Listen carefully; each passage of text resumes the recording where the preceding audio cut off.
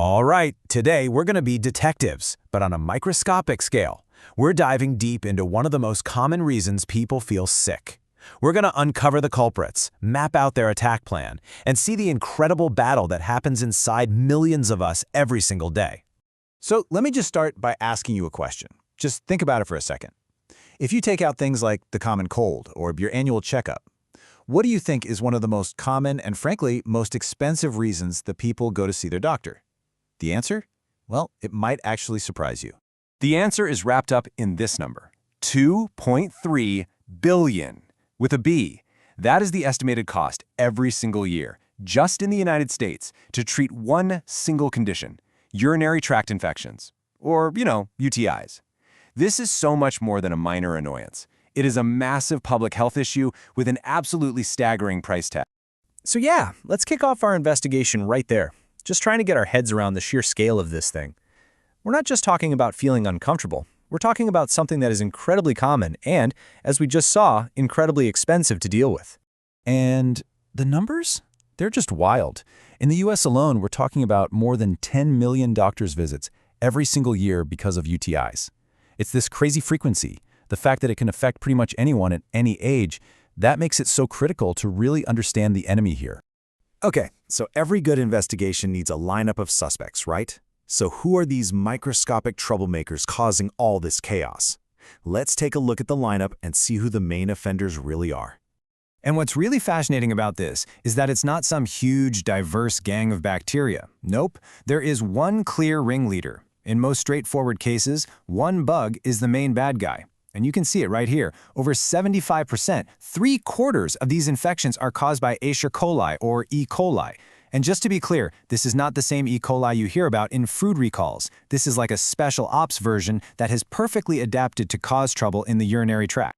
But, the ringleader doesn't always work solo. It's got a crew, a whole list of accomplices. You've got bacteria like Klebsiella, Proteus, and a few others. These guys tend to show up when things get a little more serious, or in more complicated infections you might see in a hospital. All right, so we've identified our suspects. Now it's time to head to the crime scene. How in the world do these tiny invaders get past our body's defenses to actually start an infection in the first place? Well, it turns out they have this surprisingly sophisticated 4-step invasion plan. It's almost like a heist movie. First they attach, then they invade our own cells. After that, they build these protected communities inside our cells.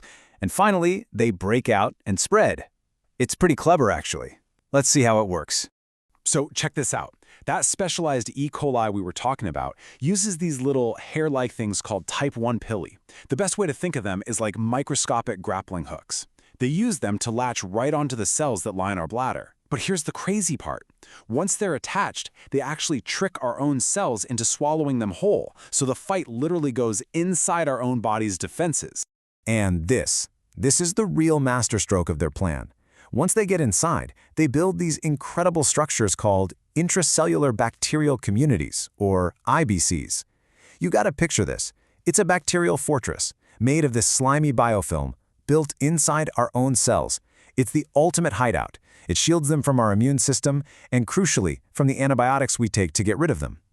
This is the key reason why UTIs can be so stubborn and just keep coming back. So they break in, they build these insane fortresses. How do we possibly fight back against that? Let's take a look at how our bodies and modern medicine try to win this battle and some of the really big challenges we're facing. So first off, it's important to know that not all UTIs are created equal. Doctors basically split them into two camps. On one side, you've got your uncomplicated UTI. That's in a healthy person, it's usually pretty straightforward. But then you have complicated UTIs, and these are a much, much tougher fight. They can be caused by some kind of structural issue or a weakened immune system, or worst of all, by bacteria that have become resistant to our drugs. And that right there, that brings us to the biggest challenge in this whole fight. Antibiotic resistance. I mean, this quote from the CDC really puts it in perspective. We're not just fighting bacteria anymore, we're fighting bacteria that have learned how to survive our very best weapons. It's a huge and honestly a terrifying threat. So how do doctors figure out the right weapon to use? They use a tool that looks like this. It's called an antibiotic susceptibility report. Essentially, the lab grows the bacteria from a sample and then tests a whole bunch of different antibiotics against it. And the results are simple. If it says susceptible, that drug is going to work. If it says resistant, well, the bacteria just shrugs it off. This report is absolutely crucial for targeting the infection, instead of just guessing and hoping for the best. Given how tough antibiotic resistance is making things, just fighting the invasion after it starts, it's not enough. The real future of this battle is all about strengthening our defenses. It's about preventing the break-in from ever happening in the first place.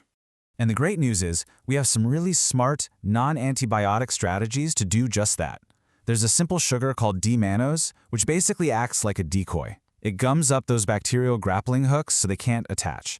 Then there are compounds in cranberries, these things called PACs, that basically create a non-stick coating on the bladder wall.